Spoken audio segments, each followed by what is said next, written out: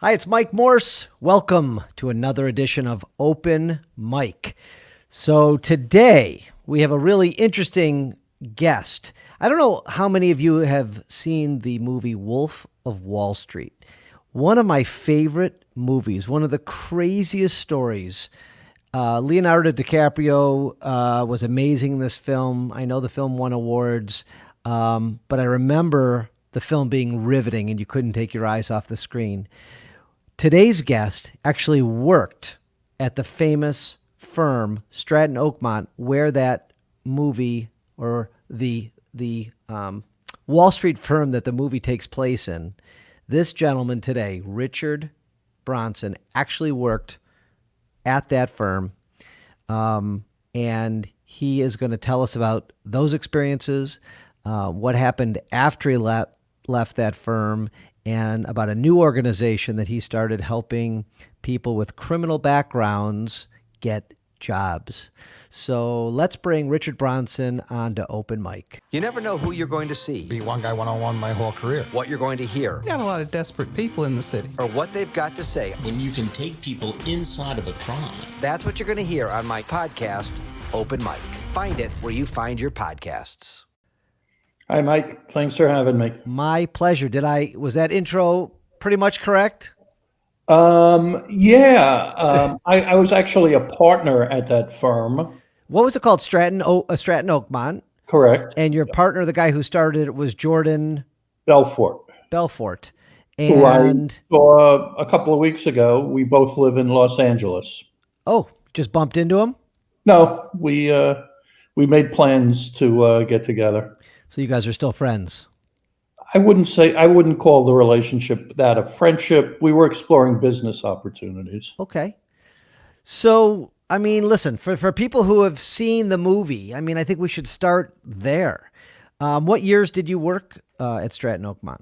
I'm from New York, and I am from New York, and I worked on Wall Street in the mid '80s, working at some very big banks that are no longer in business.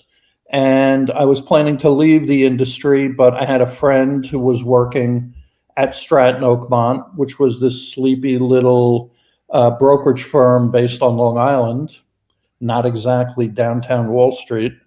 And he said, you have to come by, you got to check it out. It's amazing what we're doing, and everybody's making a lot of money. So, okay, I did. And what I discovered was it was certainly not sleepy at all. There was a huge room of maybe 400 or 500, almost all young guys, who were on the phone, yelling and screaming and carrying on. And this, as compared to my prior experience on Wall Street, which, were highly educated people wearing beautiful suits. These were a lot of young guys who perhaps hadn't even completed high school for all I knew. And I was very suspicious that they were all making all this money that I had heard, but they were all quick to show me their paychecks. And I said, all right, well, if they can do it, probably I can do it based upon my background. So I got involved, and in short order, I became a partner there. And I did very, very well. And So just for our viewers and listeners, I mean, this is back in the 80s. yes, well, it was, now we're in the beginning, very early 90s. Okay, so just these paychecks that people are showing you, what are they showing you? What are the numbers? Like, let's get into it. How much are these young people? They're calling people, they're selling stocks, they're getting people into financial, investments. What were people pulling down there? The good ones were making a couple of $100,000 a month. Wow.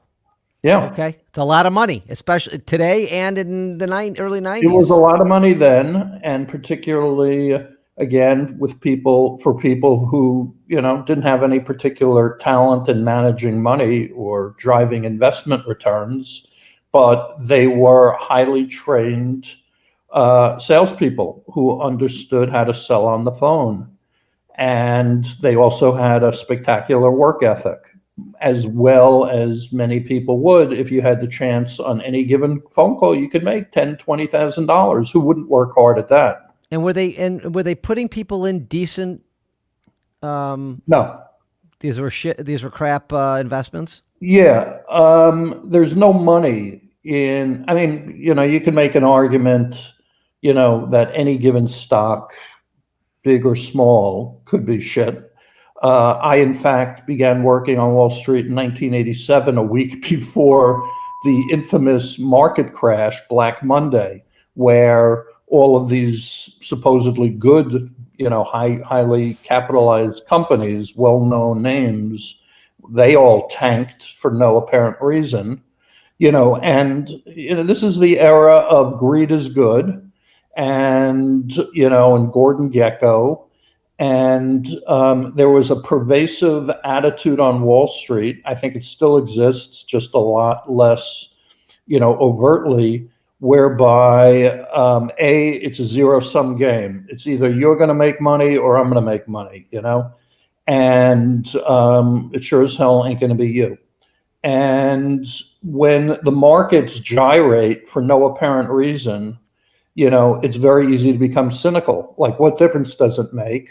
I could have the best of intentions and it'll still tank, and it has nothing to do with me. And if this is going to happen and if people are going to be mad at me, I sure as hell ought to at least be making money doing it.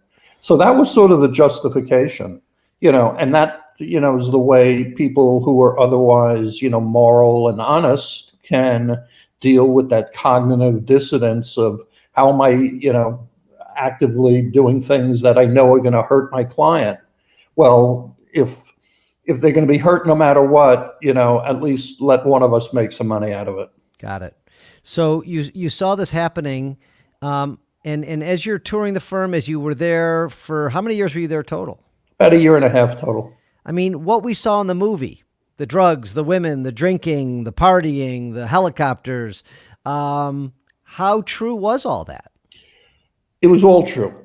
Certainly this is a Martin Scorsese film, so there's a certain beauty and elegance to all of his films, that everybody looks better looking, and the environment is always perfectly well lit, and everything is romantic, and et cetera, et cetera. A lot of these young guys, again, as I say, weren't particularly educated. So, it wasn't Shakespeare that they were spewing, but as it related to the sex and drugs and rock and roll, it was very, very accurate. We all, I won't say all, that's a mistake, almost all of us took a lot of drugs. Our drug of choice were Quaaludes, which were widely available at the time. And Quaaludes, for those who don't know, through direct experience or otherwise, are a drug. I mean, they were created to be sleeping pills. But if in fact you take a Quaalude or two or three, and you have a shot of vodka, which was my drink of choice, and you manage to avoid going to sleep, which is sort of, you got to fight that off. Once you do that, you have this incredibly positive feeling of euphoria. It's the kind of like what you like when you're drinking, except without all the, the noise. Your head isn't spinning. You don't get nauseous. At the end of the night, you get a good night's sleep for sure. And it completely eliminates inhibitions, so that you can go talk to anybody. You can say anything to any person you might be interested in, any girl that's out there, and as a result, it leads to just incredibly over-the-top experiences. And we used to take drugs during the day, and certainly we would go out at night, and we would spend a lot of time together, like Goodfellas, another Scorsese film, where, we were all sort of in the same circle, and we took vacations together, we traveled together, and we had a lot of fun together. And I mean, honestly, I never laughed so hard in my life. I'm very ashamed and embarrassed by my behavior. I'm ashamed by the fact that we were so disrespectful to people who weren't, as far as we were concerned. They weren't making a lot of money. They were driving, some crummy car, and therefore they were somehow beneath contempt as far as we were concerned. It was awful. It's terrible. This is 30 years ago for me, and I still regret that behavior. And it's something I can never take back. I can only be better. But tell our viewers and listeners what one of the craziest stories that you personally experienced when you were there. Something that would shock me. Well, I think the most shocking behavior occurred when we were all gamblers. We'd all go to casinos all the time. And of course, these casinos, I assume they operate the same way. They have an interest in cultivating what they call whales to come to their casinos and, bet extravagantly with the theory that, over time, the odds are in their favor and they're going to make a lot of money doing it. We were definitely, the targets of that or willing participants of that. And we used to have, private jets taking us wherever we wanted to go. And I certainly was one of, the big gamblers. And I continued that after I left the firm and started my own. And, we would gamble a great deal. We would never travel alone. We always had an entourage, and there were always lots and lots of people who wanted to get in on the fun, naturally. And I would typically, have a jet sent to me to take me to Vegas or sent to me to go to Monaco or locally, Atlantic City. Helicopters would come and pick us up off the roof. And, I would travel with 10 or 12 people and they would, essentially like give us the floor of one floor of the hotel of the casino. And I'd walk into my suite and it was, with gifts and, expensive wines and lobsters and caviar and all kinds of, opulence. They're thinking that they had to compete with other casinos and they would all try to outdo each other, to garner our favor or my favor very, very often. And to come to the casino. So there were always, certain big events where a lot of us would go. And there were certain among us who just were very, very big gamblers. And there was one guy who I was very good friends with. I don't want to mention his name, but he sat at a blackjack table for something like 60 hours straight, And he was up $2 million. He was down $1 million, but he just kept going and going and going. At a certain point, he just passed out. But that was about as extreme as I ever saw it. But yeah. There were times I'd go to a casino for a weekend and I would lose $1 million or I won $1 million, and, a lot of it had to do with the drugs. When you become so jaded and cynical, you really become like a sensation junkie. You're looking for things that actually give you a feeling because you're so desensitized yourself because you have to, because inside you're leading a life that's criminal, essentially. You're doing wrong. And, how do you accept that within yourself other than to try to anesthetize yourself?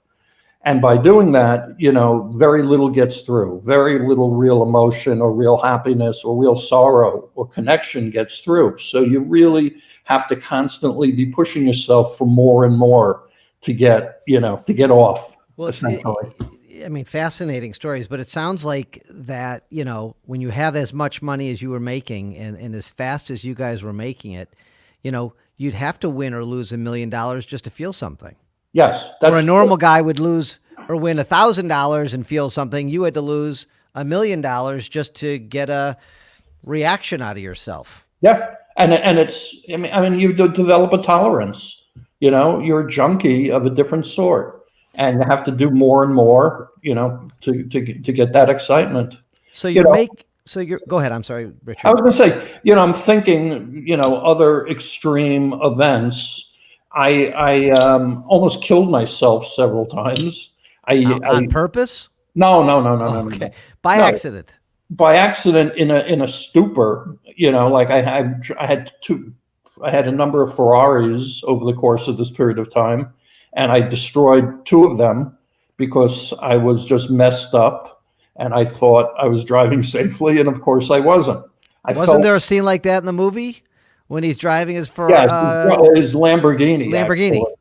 Yes, yeah, and that's just what happens. Imagine, if you take a bunch of Quaaludes and you drink, and you always do it on an empty stomach because you feel the impact even more. It is a formula for disaster. There's no question about it. It's just a question of when, you're going to have to pay the price. So, I'm amazed that I'm alive, and I'll be honest with you. Quaalude, and I think a lot of people feel this way who had their dalliances with Quaaludes.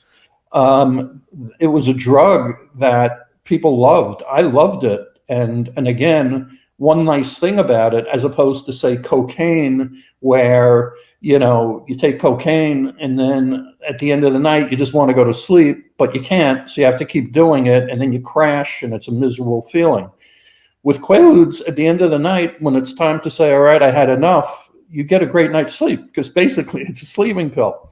So if they stopped making them because they were abused so readily. And if they were still making them, I can't swear that I wouldn't have continued taking them forever, because it really was the drug, my drug of choice, as many others. I've actually heard people who used to take them. I've never taken one that they wish they were still around. Yeah. And that it's interesting. Actually, he wasn't even a friend. I overheard this conversation. I asked about it, and he said the same thing. He thought it was the most perfect drug, and I'm surprised that somebody hasn't figured out how to reproduce them. Yeah. I guess it was just too good, right? For this world. So, all right, let's fast forward. So, Richard, you're making millions of dollars. You're here for a year and a half, and you left Stratton Oakmont. What was the impetus to leaving? We had this big group of, we were all friends and we were all in cahoots with each other. And the way the over-the-counter stock market works, and that is primarily what we were involved with, where small penny stocks trade. There are advantages by having multiple firms operating in cahoots, so to speak. Not to get too technical about it, but if you had friends at one firm and another firm, whatever, you could more easily manipulate the markets to your advantage. Interesting. So there was an opportunity for me and this other guy to acquire a tiny brokerage firm in Florida, South Florida, and we jumped at the opportunity whereby we would become, an offshoot of Stratton Oakmont. We'd all continue being in cahoots with each other, except this would be ours, and theoretically we'd make a lot more money, and we'd be, the king of that particular operation. So that's what we did. I left New York and moved to South Florida, and within a year and a half, we had hundreds of people working for us, and we followed sort of the game plan that we were familiar with from Stratton. And whereas before I was making a lot of money, now I was making a lot of money. Well, I saw numbers up to $100 million a year. That's well, I didn't make that. The firm did. Yes. But you're taking home a good percentage of that. I was. And now my whole life took on a whole other level. I became an art collector, and I became started a nightclub on South Beach, and I published a magazine, and I became the chairman of the board of the Miami City Ballet in my quest for respectability, and I lived on the beach next to Eric Clapton, and, wow. It was all elevated at that point. And, compared to New York, which is a big pond, you got to really be a big shot to be a big shot in New York.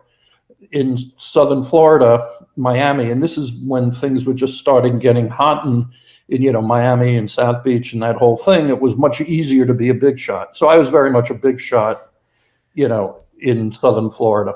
And all the while trying to gain respectability, making tens of millions of dollars, Yeah. knowing that every day you are committing crimes. Yes. And you're taking advantage.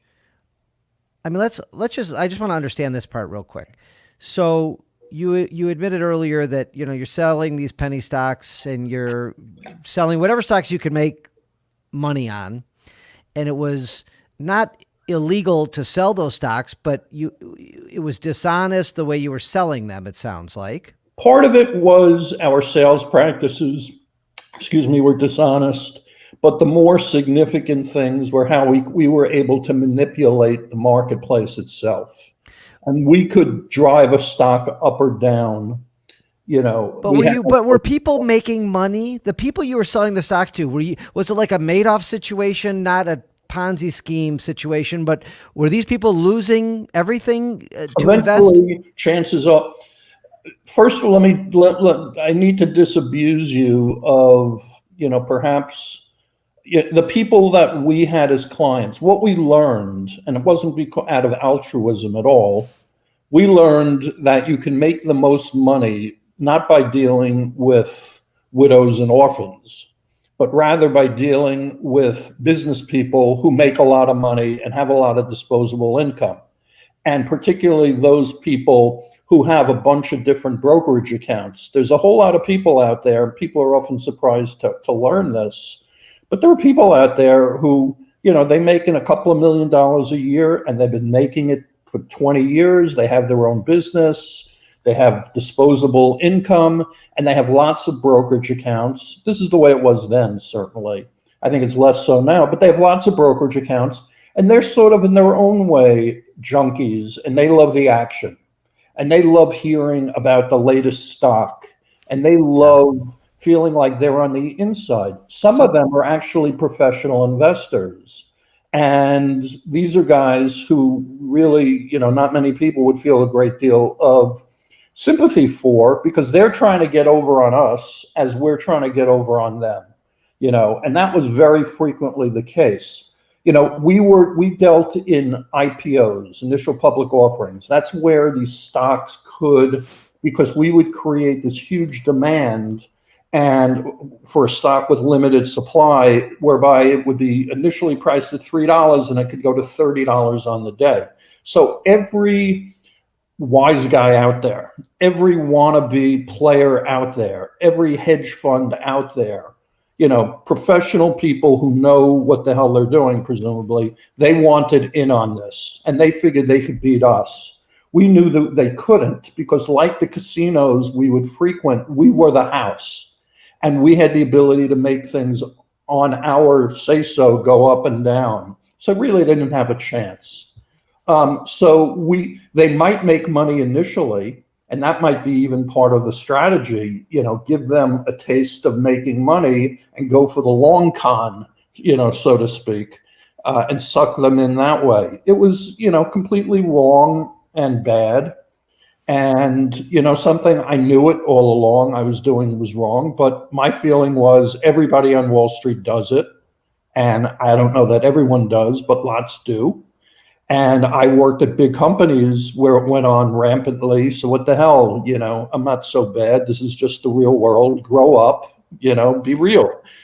And that's what you tell yourself while you're taking drugs to sort of diminish, the anguish that you're not a good guy, because everybody thinks they're a good guy. I have no excuse. I knew it was wrong. I came from a nice family. I had a good college education. And I knew eventually I would pay the price for it, which I ultimately, of course, did. So take us to, you've painted a really good picture, Richard, of your life up until this point. And one day you're at your office and the feds walk in. Take us through that or something to that effect. I mean, I left the business at a certain point because I was so disgusted with myself, and I just felt I couldn't continue leading this lie, and I don't want to suggest that I had this epiphany, religious experience. It was just this cumulative thing, like, something, I just can't do this anymore. I know it's wrong, and it just doesn't, jive with how I'd like to be or how I see myself. And it certainly isn't consistent with the way my parents brought me up or what they would hope for me, for sure. So I left the business, and I was out of it for a few years, but I still knew that I would have to, at a certain point, deal with the consequences, because I was aware that all my past cohort, all the people I used to be in business with, this cast of characters, one by one, they were, going through their own legal problems, and I knew, it was just a question of time before they came knocking on the door to me. So I was in a completely different business, and someone walked into my office. Two people walked into my office, a man and a woman, and I had no idea who they were. And they said, "We'd like to talk to you." And I looked at them and I said, "Who are you?" Whatever. And the guy lifted up his sport jacket, and there was a badge, and I saw a gun at his hip. And I immediately knew who they were. I wasn't exactly sure which agency. Is this the FBI or the postal workers or the U.S. Marshal or whatever? But I knew it was somebody. I knew where things were going to go very, very quickly. They said, "We'd like to talk to you." And I said, and they were very polite. And I said, "I appreciate that." I think he said something like, "We've taken care of your other friends, now it's your turn," or essentially like that. And I said, "I understand, but, I'm afraid I'm not going to be able to cooperate at this point before I talk to my attorney." And they said, "That's fine. Here's our card, and have your attorney get back to us." And they were very polite, and I was polite to them. They were doing their job. And there was a part of me that felt very, very good about the fact that they were there, because this had been hanging over me for so long.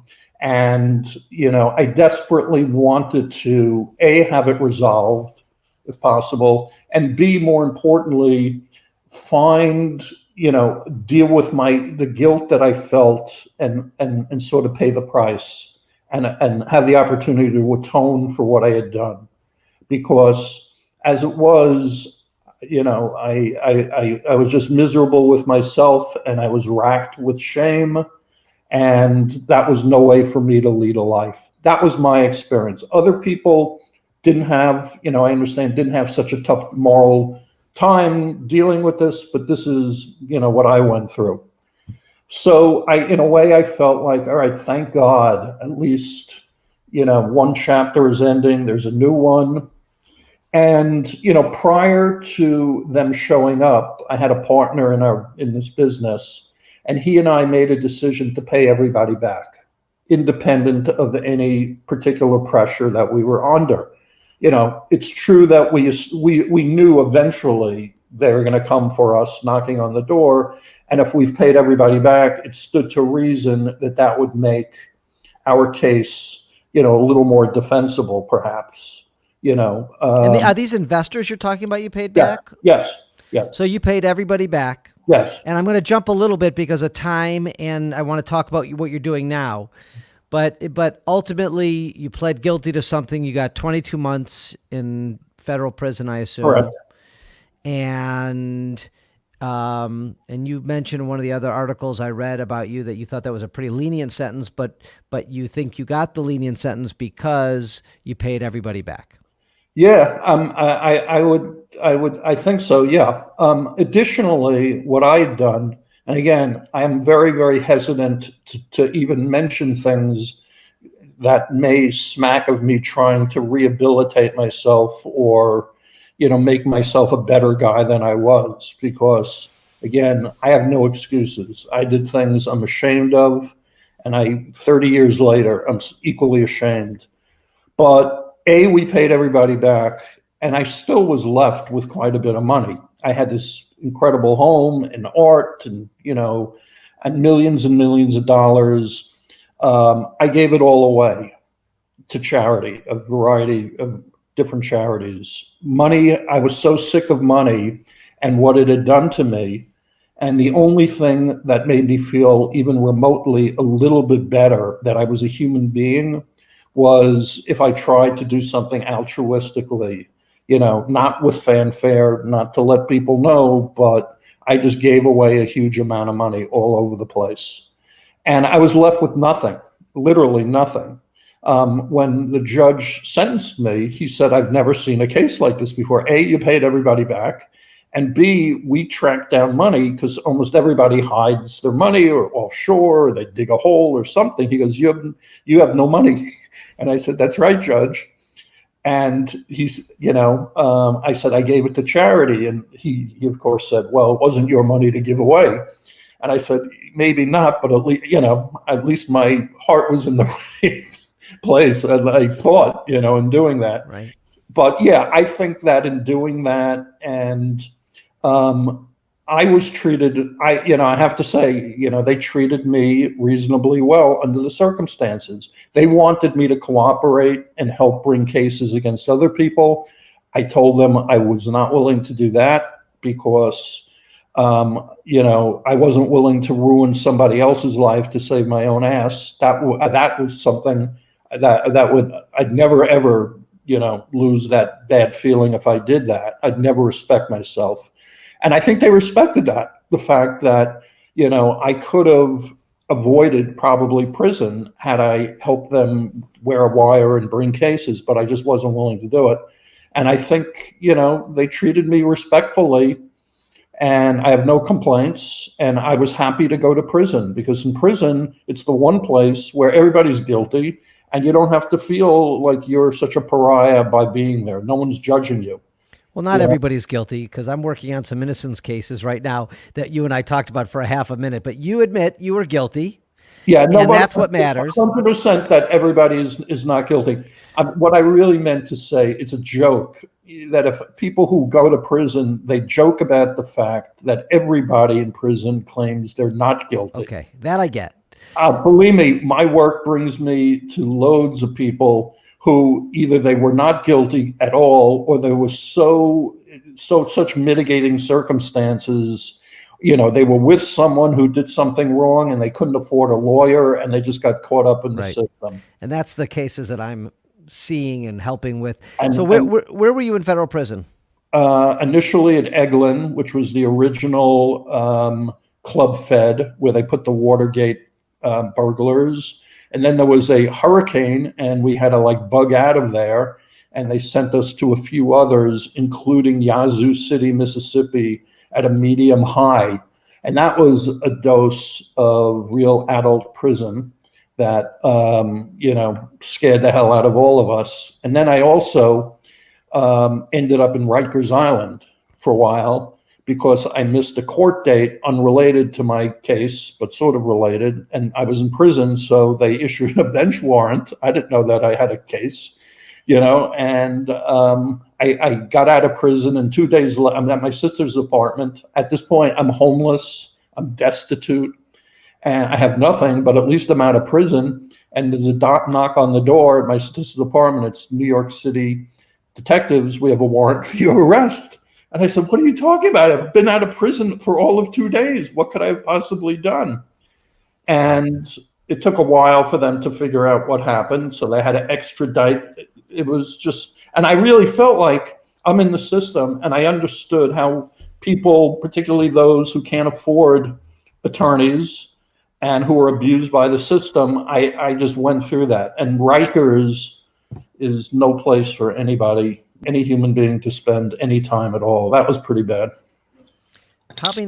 Did you ever lay there at Rikers or even in the cushier federal penitentiaries and think about the helicopter rides and the quaaludes and the booze and the women and the tens of millions of dollars of art hanging on your walls and just can't, I mean, what could that feeling be like that's where you were at this point in time? The juxtaposition and position in just a couple of years is shocking.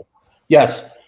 In fact, yes, my head was constantly shaking in dumbfounded amazement, like what the hell happened to my life that I went from this precipitous drop, and how did this happen? I sort of visualized it as like when a toilet is flushing and it's swirling inexorably lower and lower and lower. That was sort of my life. And how do I stop this? But, I mean, I gained I gained from the experience. I learned about humility, which I terribly needed a dose of. When you're scrubbing toilets for a bunch of guys in prison, if you still think you're a big shot, you're living in a dream world. And, it sort of cut me down to size, and it gave me humility. And it also helped me figure out what I wanted to do with my life. I study Buddhism, and I believe in karma. And my karma is such that I did things, that have repercussions. And I'd like to do anything I possibly can do to sort of counterweigh, that balance. So I discovered that my calling in life essentially is to help my brothers and sisters getting out of jail and prison so that they would have a better life and more opportunities than I did. So I worked for a while at a nonprofit organization that deals with reentry. It was very satisfying, but ultimately I didn't feel like we were having enough impact. So I decided I'm going to launch a company, and we're going to help people get jobs. And we're going to do it as a for-profit venture, and we're going to employ technology. So that had never been done before. And people thought I was crazy. It certainly took us a while to figure things out, but we ended up helping thousands of people get jobs. So I'm very, very proud of that. Of course, when the coronavirus hit, everybody that's in the employment business, and certainly, in the area of the market that we're in, took a terrible hit. And, so we've sort of pivoted our business.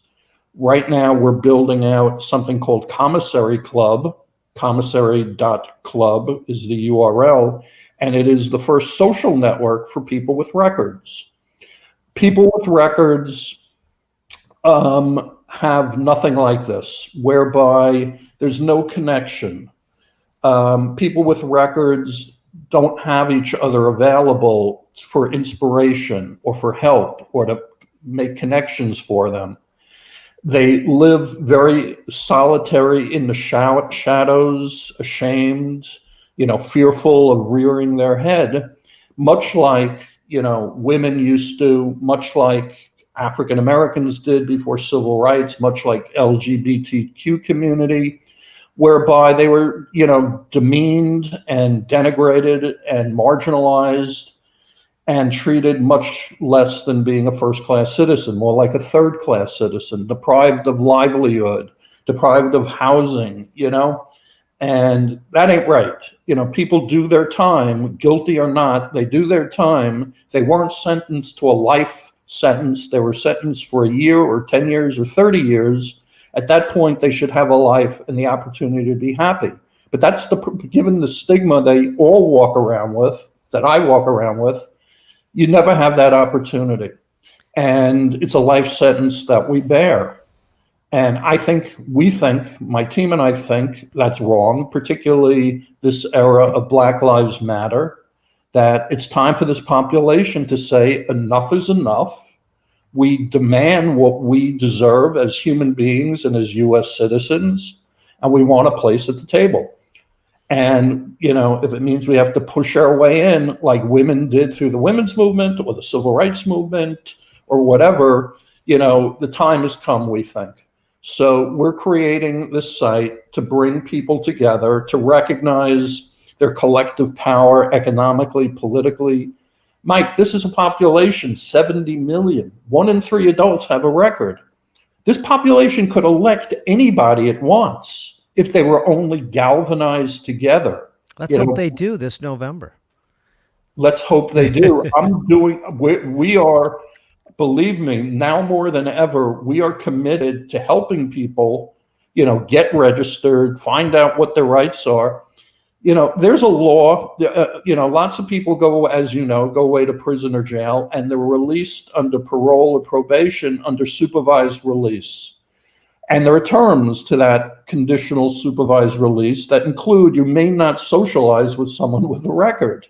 Well, people come out of prison or jail, they don't know, they've been down for a while. Who do you think they know? They know other people that come from their backgrounds who have a record. Who helps them get a job? Who helps them find a place to live? And where do they go even for friendship? What are they supposed to do? Be completely alone and solitary? That doesn't make any. You know what? I don't know if does every state have that, because I have a friend here who was wrongfully convicted, and actually he started an apartment building for people who get out, but if maybe they're all exonerees, so that wouldn't trip that law.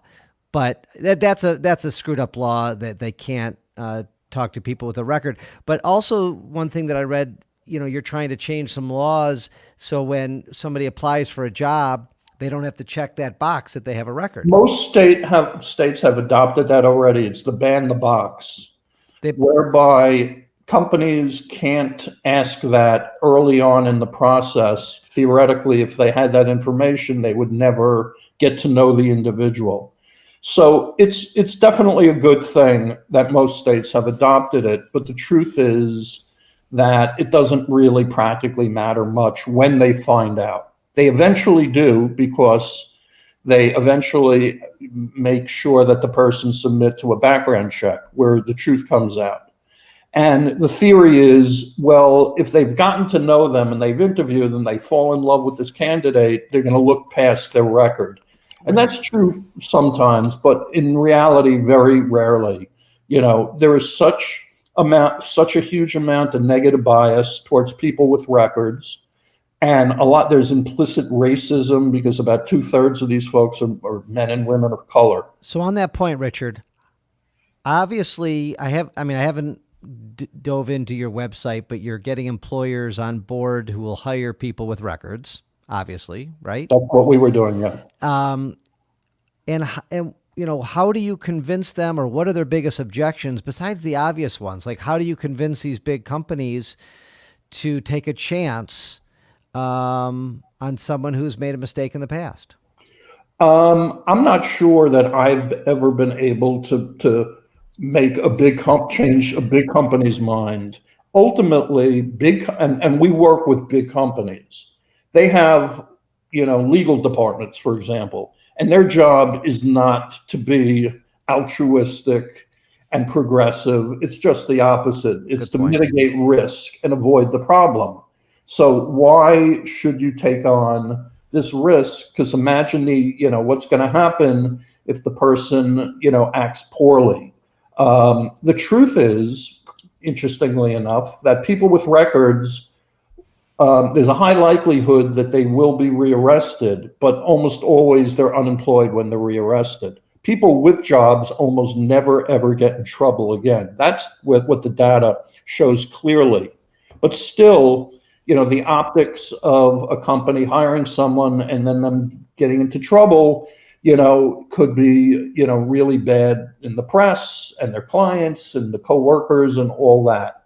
The only thing, there are some companies out there that feel it's important and the right thing to do, and their corporate responsibility to provide people in their communities in which they do business second chances. Most don't feel that way. But what we had going for us up until the onset of the coronavirus was historically low unemployment. At 3.5%, companies, particularly companies that did manufacturing and warehouse and shipping and food service and construction, they were almost desperate to get bodies to fill positions. There were millions of jobs that were unfilled. And out of that desperation, companies recognized they had to access alternative, non-traditional sources of talent, or else the implications would have been much, much worse. So that we had going for us. When the coronavirus hit, all of our people were let go because you can't work from home working in a if you have a warehouse job or if you're working at McDonald's, Right. and the hourly workers were the first to go. I have read a statistic that as much as 43% of people with records are currently unemployed. 43%. Wow. It's a huge number.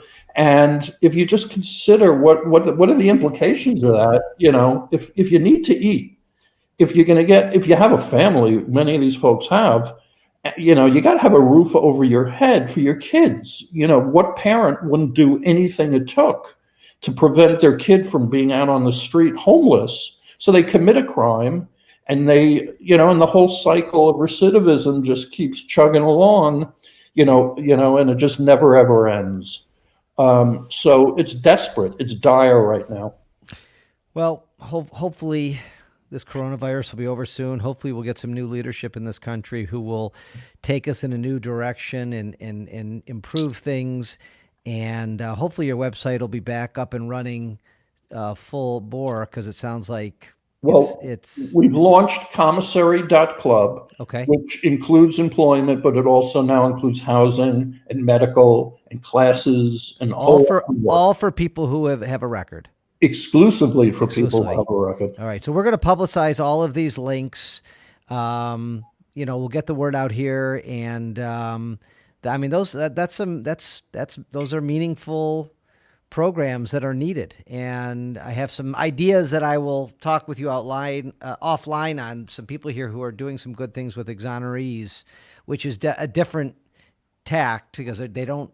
Did you know, Richard, that if you're exonerated from prison, they do not have any parole rights like you have?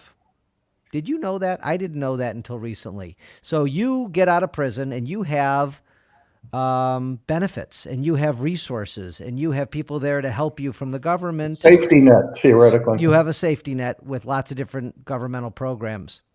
If you're an exoneree, you get nothing. You get nothing. Right. And these people are just as messed up, if not more so, because they were in prison for 10, 20, 30 years and never committed the crime in the first place. And so that's a unique problem that needs to be fixed. Yeah, you would think that should be high on the list, because these poor people did nothing wrong and somebody made a terrible mistake, or worse. Or fraud, or exactly. Bad or prosecutors, bad cops, whatever. Bad judges. But that's a different story for a different day. Richard Bronson, I really appreciate it. I know you mentioned before we got on that you still talk to Jordan Belfort. What's he up to these days? For the people who are fans of the movie. He was a master salesperson and a trainer of salespeople. That was, at the base of all this money being made, where you had people who were highly trained and working very hard. And that was the formula. He continues to do sales training globally. Companies hire him and they bring him in and pay him a lot of money to train their sales force. And if you were to Google him, you could find his business online, and he's been very, very successful with that. And people know him, and he found a job after prison. He did. He definitely did. How many years did he go away for? Not that long. Interesting. I remember at the end of the movie they say it, and I haven't seen the movie in a couple of years, so I don't remember.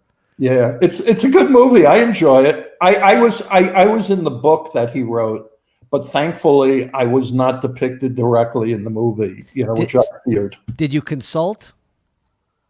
No. Okay, no. For the movie. I wouldn't have been involved with it. I'm ashamed of it. I want to put it behind me. I don't take pride in it. The producer of my podcast here, Ryan, thinks that you look like Rob Reiner a little bit, who was in your movie. Or in the movie. Yes, he was Jordan's father, actually. Right. I've heard, it used to be when I was younger and thinner, I used to get Jack Nicholson. Oh. Now I get Rob Reiner. So the years are not being good to me. I love Rob Reiner. Come on, meathead. Yeah. Anyway, man, it was good to meet you. Keep up the good work. Fascinating story. And I really appreciate you coming on today. Thank you so much for having me, and continued success with your good work too. Thank you.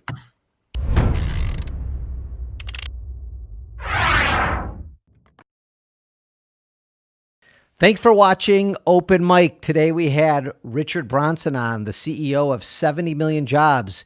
He also used to work for Jordan Belfort at Stratton Oakmont, where the Wolf of Wall Street film was depicted on. Fascinating conversation. Share it with your friends. Subscribe to our podcast. Let me know who else you want me to get on this podcast and ask some questions to, because we want to put on some more interesting content for you, and we're always hoping to hear from our viewers and listeners. So please let us know, share the podcast, and have a great day.